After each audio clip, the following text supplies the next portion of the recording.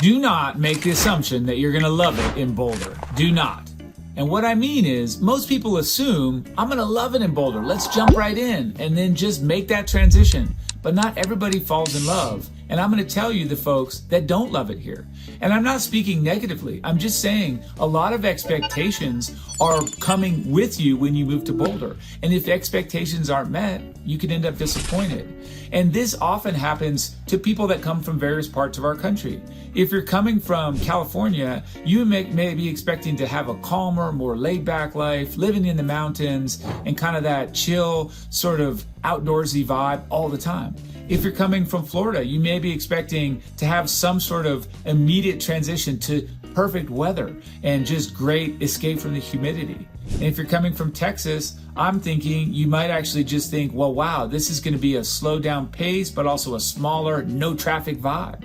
Also, folks from other countries will sometimes look at Boulder and think, I'm moving to this little mountain town where I can walk everywhere and I can live that perfect sort of European version of life right here in Boulder.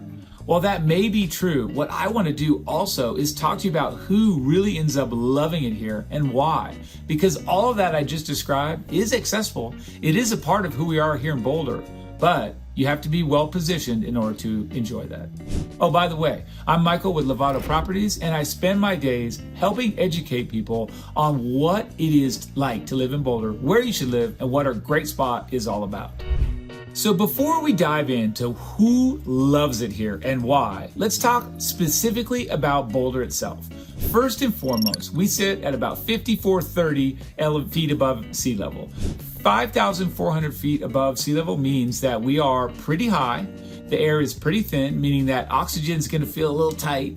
It is very dry. It's an arid climate, and we have a ton of sunshine, but we've also got all the seasons. And so you do have a really dramatic swing, and sometimes those seasons vary within season. So you could be in wintertime and have a big snowfall, and then the next day have it be 60 degrees, the snow is all gone, and 2 or 3 days of sunshine, you can't even tell it snowed.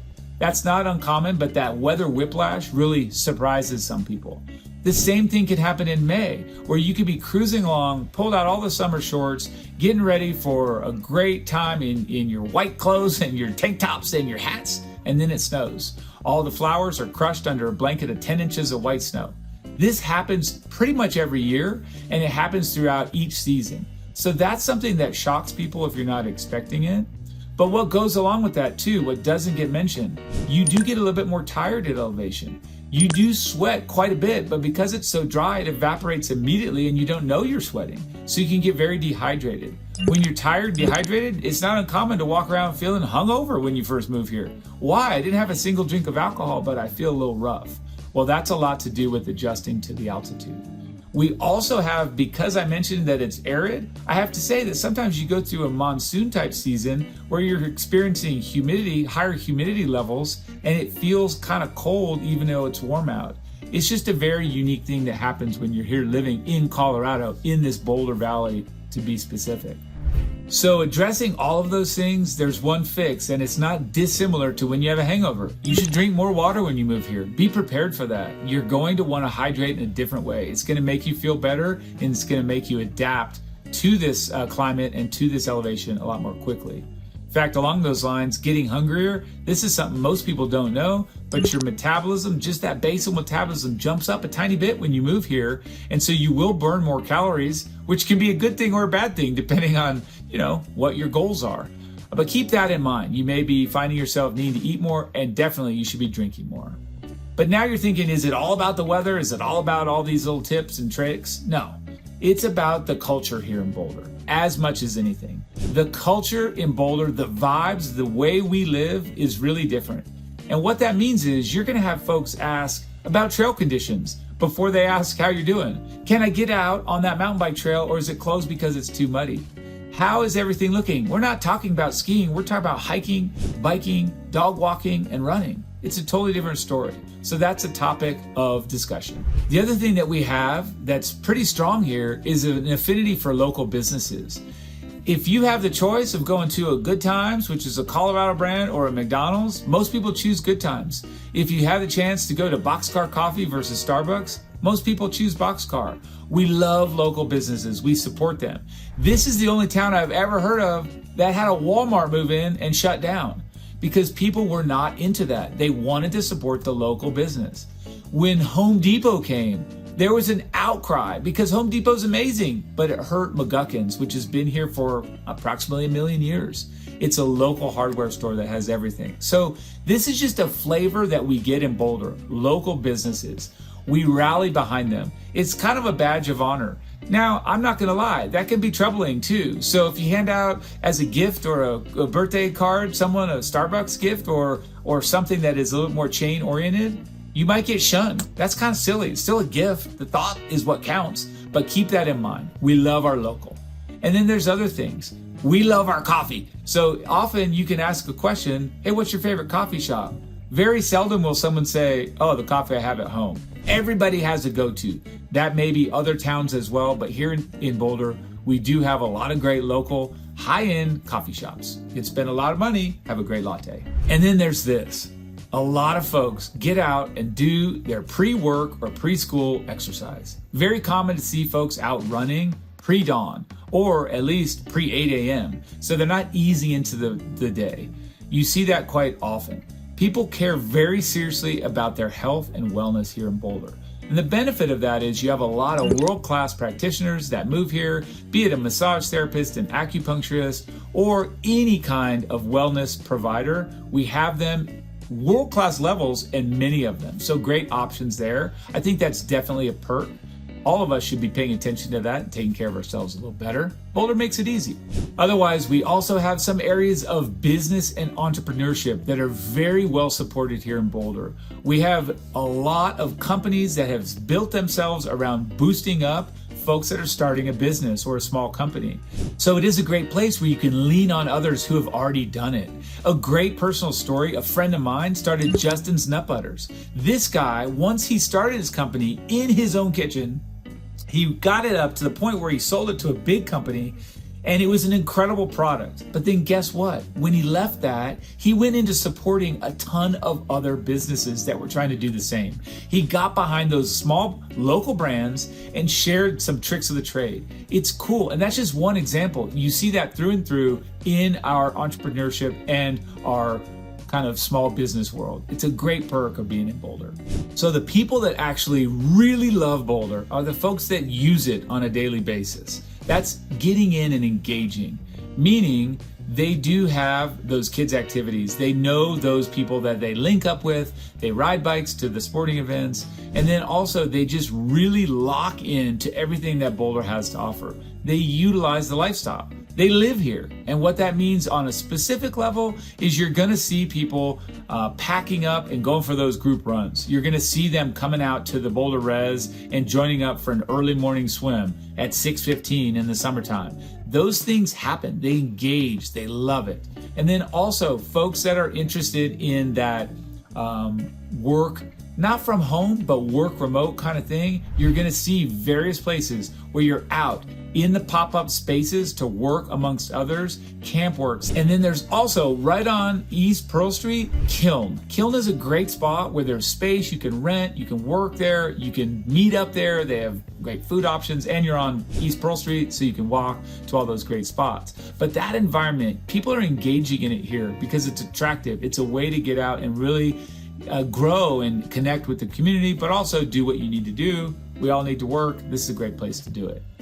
And so realistically, you are in a smaller town of about 100,000 people, but it's not uncommon to have folks know your name, know your order. One other great example is that my family, we pop into Pica's, which we love. It's a taco joint. And guess what? We go there enough. They know our name. They know our order. They make us feel welcome. That's really common. I think the folks that totally thrive in this environment, they have that somewhere, if not many places.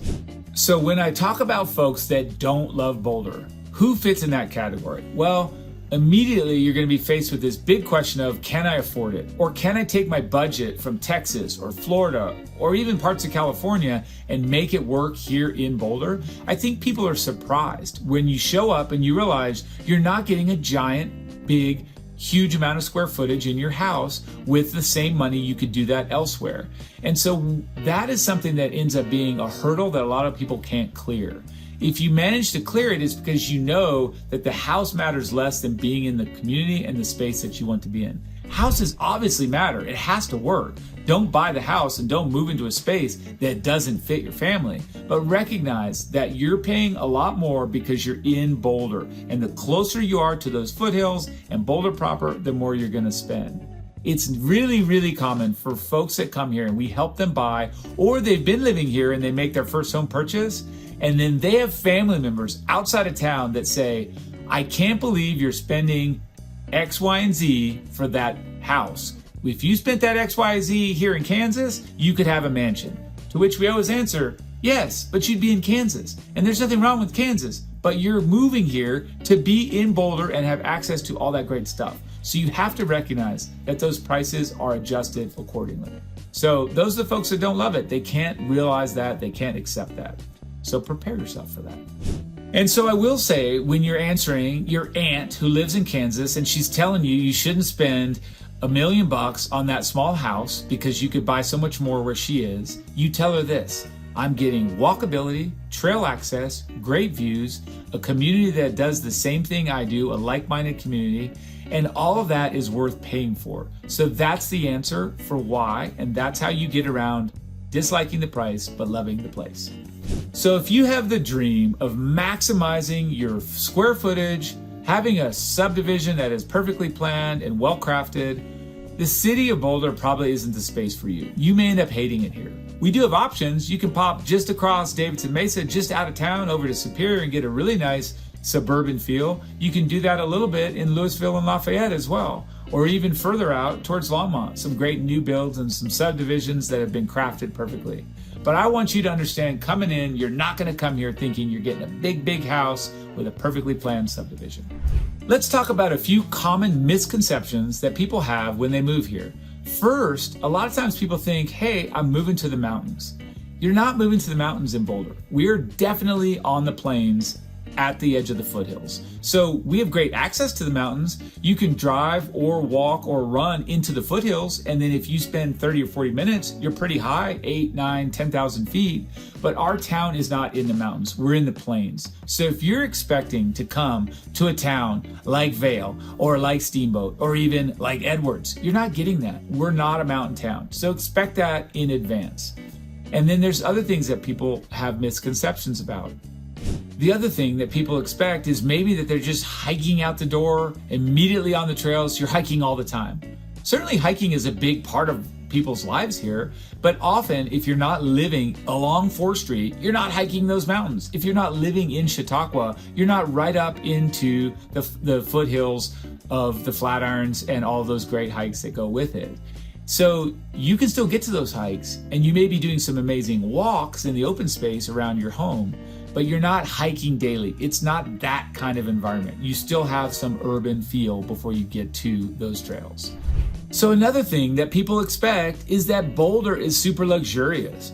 We aren't on par with Aspen. We aren't on par with parts of Vail, or even, as I mentioned, Steamboat or Breckenridge. And what I mean is, we have great luxurious homes. We have incredible builds. We have beautiful homes here. But a lot of Boulder is also older. It was built earlier, 40s, 50s, 60s, 70s. And that's just discounting sort of the old stuff from turn of the century has been updated. It is beautiful. But when you look at a lot of stuff being built, those townhomes, condos, and single families built in the 50s, 60s, you have different feel. You don't have these fancy homes. So you may spend, for example, $1 million to get a 1950s ranch that has low ceilings and small rooms. That's just the way. And those homes also built with one garage, not 2, not 3, just 1, because back then you didn't have more than one car. Either way, get those expectations right, so you're not one of those people that hates your home but loves your community. And a lot of times this is the takeaway. If you're coming here and you realize that some of what I've said is not for you, but you really still want to enjoy this lifestyle of Boulder County, consider those great options of Louisville, Lafayette, and Longmont. There's a lot more bang for your buck as you go just 10, 15, 20 minutes away from the Boulder epicenter. So I've got a question for you, and I'd love for you to answer in the comments. If you're moving to Boulder, what is the top of your priority list? Is it mountain views, great schools, walkability, or is it going to be just tapping into this Boulder lifestyle? Give me your answer and let me know where you're moving from.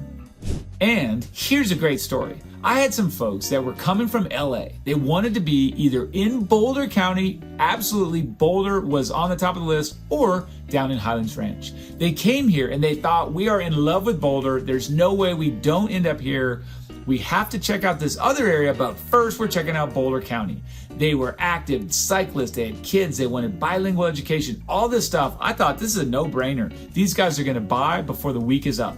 But guess what? They got here and they realized, nope, I need to be in Highlands Ranch. And they chose it because they were able to get more home for the same price tag. They were able to get everything built into that community where they could go to and from the rec center, the pools, all within that planned subdivision. So Boulder lost for them. They were thinking something that it wasn't, and I'm glad that we came and we toured about together so they could figure that out.